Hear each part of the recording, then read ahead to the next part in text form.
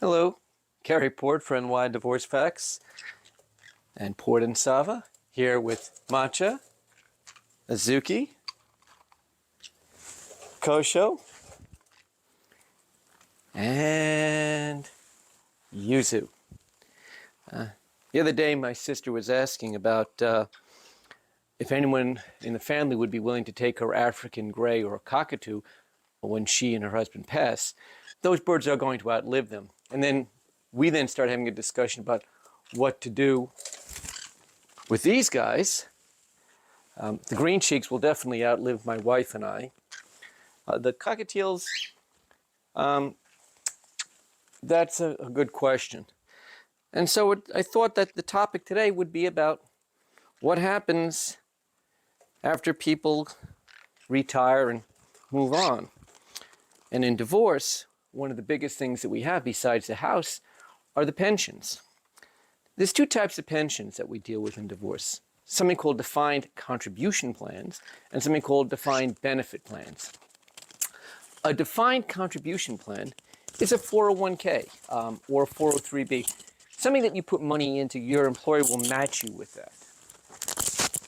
The defined benefit plan is where you make a deal with your employer that if you continue to work for a certain period of time after you retire, your employer will pay you a certain amount of money each month until you die. Now, most private companies don't do that anymore. It's mainly just government. So if you work for government, you may get the New York State and local pension plan. If you work for New York City, there's a variety of plans based on who you work with, NYPD, fire department, Board of Ed.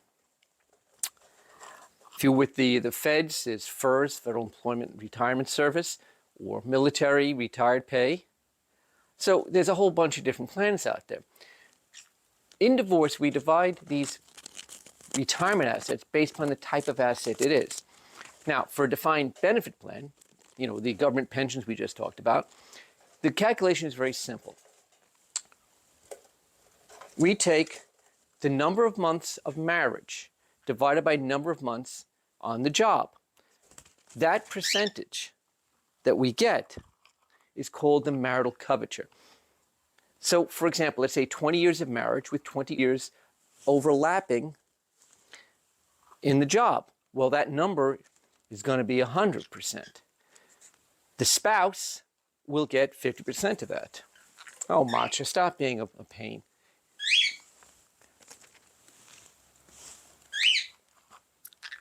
Now let's say instead there was only 10 years of overlapping marriage and 20 years of service to the job. 10 over 20 is 0.5. Spouse gets 25%. So those are pretty easy calculations. But now let's talk about the 401ks or the 403bs, the defined benefit plans. Things get a little more complicated there. First off, we have to determine what the value of the 401k or the 403b was on the date of the marriage. Now, from there, we do what's called a tracing. So let's say, for example, at the time of the divorce, the 401k or the 403b has $500,000 in it. We're not going to divide $500,000. First off, we've got to figure out what's marital and what's not marital. So the first thing we do is we try to find out what is the value of the deferred compensation plan, the defined contribution plan, on the date of the marriage. So let's say it was $100,000 the day the parties got married. Then we have to hire an outside actuarial service, and they do what's called a tracing. What they do is they take that $100,000 that existed in the account on the day of marriage, ignore everything that happened afterward, and just look at that $100,000. Yes, Mach, I know you're there. And then we trace that $100,000 without any regard to the other money, gains and losses. So let's say, for example, that $100,000 grew to $300,000. We know the total amount on the day the divorce was filed was $500,000. Well, if $300,000 is attributable to premarital money, because we took that $100,000, traced it, and became $3, we take that 3 out, leaving us with 2. That 200 is marital property, which is split 50-50.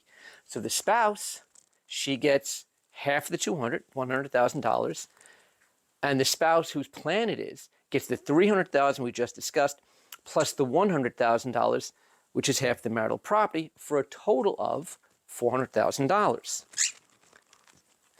Now, there's one little kicker here. Many times during the course of your employment, your employer will change pension plans. So they might start off, say, with Smith Barney, then they'll move over to JP Morgan, and then they may move from there to Fidelity. The problem then is none of these subsequent plans will have any record of what existed on the day of marriage. So let me make this really clear. Let's say on the day of marriage, your company was using JP Morgan Chase. By the time of divorce, they're using Fidelity. You go to Fidelity and say, well, I need my statements for the day of marriage. They'll look at their record and say, well, gee, 5 years after you got married, your company switched from JP Morgan to us. We don't have those records. You can try JP Morgan, but good luck, they might not have them anymore. Now your question is, okay, if we don't have the records for what the value was on the date of marriage, what do we do? Well, in that case, we make a guess. There is no way to calculate what the marital share would be accurately without having those statements from the date of marriage. So unless you kept them, or by some grace, the prior company maintained records of it, we're never going to get that information. And if we never get that information, we'll just have to make an educated guess on that. This is kind of complicated, I recognize that, but it is the bread and butter of the divorce lawyer. If you have questions on your pension or your deferred compensation, give us a call at Port and Sava, 516-352-2999. We help you get on with the rest of your life.